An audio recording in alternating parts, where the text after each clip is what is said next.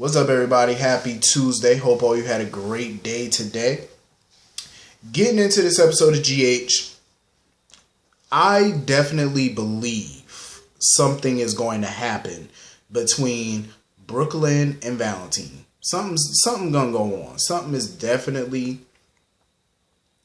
going to happen.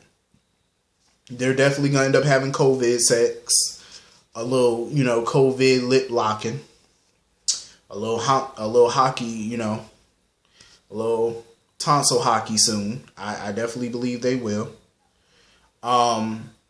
Basically, they were just sitting there at the bar, making small talk, bad mouthing Lulu. And Valentin was basically telling her about all the, changes he had to make to, be a better father to Charlotte. And Brooklyn, was worried about disappointing Ned and felt like she should just go home. And Valentin told her, no, don't go home. Because you wouldn't be going home on your terms. You would be going home on Ned's terms, not yours. They definitely gonna hook up. They definitely will. Because from the moment Valentin said that he felt they had a lot in common and they were both black sheeps of a powerful family, of, two powerful families, eventually they're gonna do something. I can feel it eventually. In my opinion, I feel like I understand where Brooklyn is coming from. A little bit, I get her point of view, but I also feel like she needs to grow up. Like, she does too many things that a child would do, that a teenager would do. Like storming out the room, her temper tantrums. That's all things a little 15, 16-year-old would do. That's some moody teenager shit. You know what I mean? It's like, grow up. Take accountability for the things that you do instead of finding ways to blame other people for it. Because she's no better than Ned at that point. Because this is what Ned is currently doing. Finding ways to blame her for his bad marriage to Olivia. Instead of taking accountability for the fact that he slept with Alexis. Take responsibility for it. That's all you need to do. So I don't know how I would feel about Valentin and Brooklyn hooking up. Honestly, I don't know. I would kind of be happy because then that means he would finally be free of Nina, and stop stalking her life and what she doing. Like, finally. But anyway, moving on from that. So Lulu and Dustin were talking, and they were talking about Dante's return, and Lulu basically felt like she was blindsided by it. Of course you were. I mean, Dante didn't exactly send you a text saying, honey, I'm coming home today. Like, of course you were blindsided, dear. So Dustin, he tried to do the noble thing. Dustin tried to be the bigger person and offer to walk away from the situation, from his relationship with Lulu. Just to make things easier on her. But she felt like if she lost Dustin, that would make things harder for her, not easy. I honestly feel like Lulu has feelings for Dustin. I think she genuinely cares for him. I think she genuinely has love for him. I really do believe she does. But in the end, I feel like her love for Dustin is definitely not as strong as her love for Dante. Because when you've been with somebody for as long as she's been with Dante, they've been together now for 11 years. You know what I'm saying? Well, 10 years. 9, 10 years, however. They've been together with each other for a while. And when you've been with somebody for that long, and they've been at your side that long, it's hard to just walk away from that and try to act like, there's no feelings there or you're good, you moved on. And I believe she did move on, but if Dante never left, obviously her and Dante would still be together. So I have to feel like, I think it was smart of Dustin, in my opinion, to offer to walk away, because why get caught up in a love triangle that you possibly won't win? You know what I mean? Like, these two been together for a minute. They've been married for a minute. Yeah, they're divorced now, but they have a child together. That bond is always going to keep them together. So you're always going to have to deal with Dante. And you know how Lulu feels about him. You know she still has feelings for that man. You know what I'm saying? You know this. So it's kind of going to be awkward every time. So I can understand why he wanted to walk away. Just to keep it from getting messy. You know what I'm saying? So I think that's a good thing. I feel like this situation between Dustin, Lulu, and Dante, I feel like it's only going to get messier. That's how I feel like. I feel like this situation is just going to be combustible elements. Like, it's just going to be a hot mess. That's how I feel. So anyway, moving on from that. So Chase is questioning Brando again. Well, he's trying to question Brando about this motorcycle accident. But of course, Brando's not trying to tell Chase nothing. He's not forthcoming with information. So Chase started asking Jordan again about Brando. And of course, Jordan had to warn Chase again to back off the case. The case is closed. She knows, and even Jordan told Curtis that. She knows that Chase is going to continue to nose around and poke around in this case no matter how many times she tells him to back the hell off. That's because he's a good cop. And Chase knows bullshit when he smells it. He knows it. He knows that something ain't right, not only with this case, but he knows something ain't right with Jordan. He's going to get suspicious of Jordan soon. I know he is, because why is she so determined? He going to be wondering, why is she so determined to close this case? Especially when he knows how Jordan is as a commissioner. He knows that she wouldn't just willingly close a case that they both know is foul. They both know something ain't right. So he knows that Jordan's not the type of person to just shut down a case without actually solving it. Even though the PCPD ain't shit. But it's like, Chase is obviously a good cop. Clearly. Very good cop. And I feel like that's what this show needs. Like, they need a John McBain type of detective. A Bo Buchanan type. Like, you know, I said this a million times before. I will say it again. If you go back and watch One Life to Live and see the Llanview PD, listen, when you had McBain, Antonio Vega, Bo, when you had all of them on the force, Llanview PD was nothing to fuck with. Let me tell you something. You go back and watch One Life to Live. Llanview PD solved some good cases. They really did. They was on top of their shit. They were smart. It might have took them a second to figure some shit out, but they figured it. Especially John McBain. You couldn't really get nothing past him. Like, he knew when you was bullshitting. And he would always investigate until he got what he wanted. You know what I'm saying? I think Chase can be that detective. Clearly, Jordan can't, obviously. But I think Chase is definitely that cop. Like, when he smells something ain't right, he gonna keep looking into it. He knows something ain't right with this. That's why he's sniffing around it. And when Cyrus went to go see Brando at the gym to ask him about his job offer, for him basically to be his driver, to be his protection, his security, Brando accepted the offer, obviously, because that's a part of the plan. And when they shook hands, Chase saw them shaking hands. So Chase is not going to stop investigating this. He will not let this go. No matter how many times Jordan say, no, let this go, let this go. He ain't letting a damn thing go. He will go over her head on this. Like, he'll investigate this on his own time if he has to. Because he knows something ain't right. He knows it. So I think in this case, he's going to play it close to the vest. Jordan is worried about him not only just nosing around this, but finding out that she's pretty much in bed with Cyrus at this point. Against her will. Like, that's what she's worried about him finding out.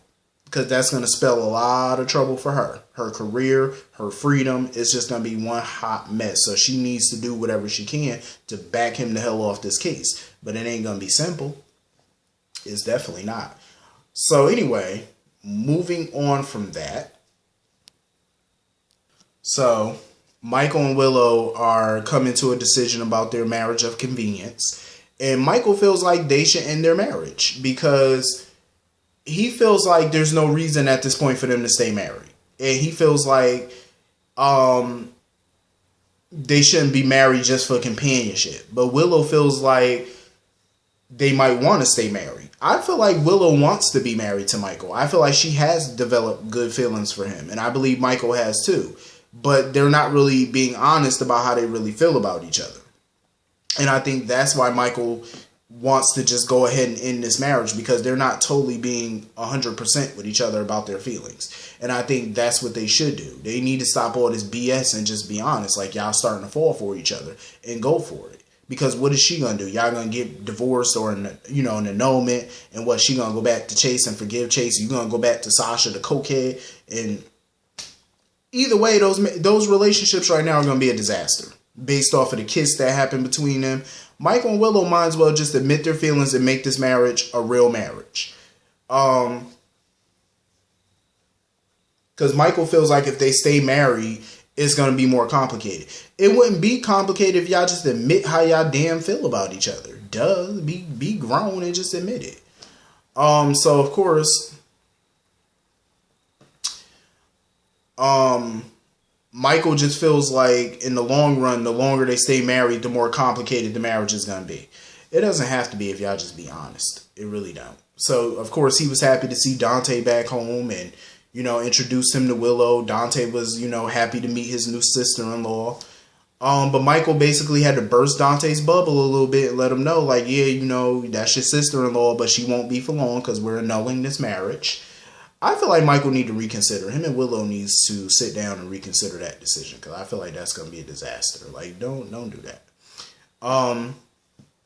So moving on from that, so Sam reached out to Sonny about Alexis and drinking because she want his help to stop Alexis from drinking, and Sonny basically offered up an intervention. Basically what they did for Luke, he wants to do for Alexis. I feel like something needs to be done at this point because she's refusing to go to AA. She's spiraling deeper and deeper out of control. They need to do something drastic. And I feel like, an intervention is the next best step. So I think they need to get Christina. They need to get Molly. Everybody who's close to Alexis, Nicholas, they need to get everybody together and just tie her ass up like they did Luke and force her to, face harsh realities about her life. And get her to stop this drinking before it kills her or she kills somebody again. You know what I mean? Just figure it out. So anyway, moving on from that. Nina basically was telling Curtis that she wants to hire him as her PI to look for that nurse, Phyllis or whatever. But when Curtis was telling Jordan about the job, he doesn't really want to take it because he doesn't want to set Nina up for a fall. You know what I mean? He doesn't want to go looking and possibly come up with nothing. I totally understand. Curtis wants to, be a good friend to her. But at the end of the day, all you can do as a PI is do your best. And we all know Curtis is good at what he does. Otherwise, Nina would never went to him. So she knows if anybody can help her find somebody who don't want to be found or whatever, it would be Curtis. So I think he should do it, honestly. So anyway, Diane, I'm so happy Diane went to Sonny to let him know what the hell happened in that interrogation between Detective DeLeon and Carly. Because Diane feels like there's no proof that Carly did anything to Nell. But the biggest issue is the fact that Carly don't know how to shut her damn mouth. They are driving Diane crazy. I already know the Corinthos family is her most problematic clients because they just don't listen. Especially Carly. What are y'all paying this woman a fortune for to keep your asses out of prison if y'all not going to listen to her? Why are you offering up information that you don't need to... you don't need to volunteer this shit? What is wrong with you? Close your mouth. You're talking too much. Oh, I'm relieved Nell's dead. Even Sonny was looking... when Diane told him that Carly said that, even Sonny was shaking his head why the hell would she say that? Duh. You are a mob wife. You have not learned all these years? Come on now, you should be better at this shit. You should be a seasoned vet at interrogations by now. Come on. Are you serious? And Diane basically said this is a slam dunk. She could easily make sure Carly doesn't go to prison. The problem is Carly need to learn how to be quiet. That's her problem. She need to learn how to keep her mouth shut and she could keep herself out of the penitentiary. So basically, Carly and Nina got into it because Nina told Carly about her burying Nell at Woodlawn, which is the same cemetery that Mike is buried and Morgan, his headstone, and Willow's baby are buried. So all those people are at that same cemetery, and she doesn't want Nell buried in that same cemetery. Carly, last time I checked, you don't own the graveyard, dear. Just because your last name takes you, far, you don't own the cemetery. I don't know who told you that you did, but your name is not on the deed. You don't own that. So how you going to tell this woman where she can and can't bury somebody? Oh, because my family want to move on. Let us move on. Who's stopping your family from moving on from Nell? Just because she's burying her somewhere, that does not stop y'all from moving on. You know what I mean? Like, it really doesn't. I mean, I know some people don't agree with Nina giving Nell a proper burial, but that's what she chooses to do, and then let her do her. You know, she feels like it's the right thing to do. It's the humane thing to do. Maybe. You know, that's her prerogative. But like Nina told her, she's not going to be buried next to any of them. She's going to be on the other side of the damn cemetery. So what's the problem?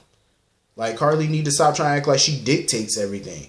And then when she was saying, like, with her being buried there, you know, at least Wiley, when he gets older, he can visit her there. You know what I mean? But of course, Carly don't want that either. Carly don't want Wiley to know Nell. Like, she doesn't want that for him. She wants him probably to just feel like Willow's his mom or something. Like, Carly always trying to dictate who could be a parent and who can't. That's her problem. Like, she's just dumb. So anyway, Jax was meeting up with Sam or whatever about her lack of leadership at Aurora Media, because remember, she still owns 50% of Aurora Media, and basically she's been lacking because with Drew going, obviously, Jax pretty much has to run his half of the company and kind of try to oversee her half, because Sam is clearly not an effective businesswoman, so her half of the company is slacking. And Jax basically felt like if she wanted him to run both divisions, then he needs to own it. Because he wants to own 100% of the company if he's going to do 100% of the work. Which I totally get where Jax is coming from. Why be CEO of both halves, you know, both divisions, and you don't have full ownership? So I do agree with him on that. And of course, Sam doesn't want to sell him full ownership because she wants that 50% to go to Scout when she gets older. So he basically told her, well, you need to figure something out. Either you're going to step up or you're going to hire somebody to step up. So, of course, Sam got the smart idea to, you know, call Michael and hire Michael to oversee her half of the company for her. I mean, I think it's a smart move. He's out of a job right now. He's not running ELQ anymore, so he needs something to occupy his time. So why not put him in charge of Aurora Media? Give him a nice salary, let him run it. Problem solved. You know, him and Jax get along for the most part, so there shouldn't be a problem. So I like that idea of Michael taking over her half of Aurora Media, you know, overseeing those assets. I think that was smart of Sam, one of the smarter decisions that she's made thus far. I do feel like Jax and Michael might come into some business conflict at some point because, you know, everything ain't going to always be peaches and cream. They might come into some conflicts, but I like it. I like this pairing. So anyway, that was pretty much the whole episode. Hit the comment section. Let me know what y'all thought about this episode. I will see y'all all later. Hope you all have a great night. Peace.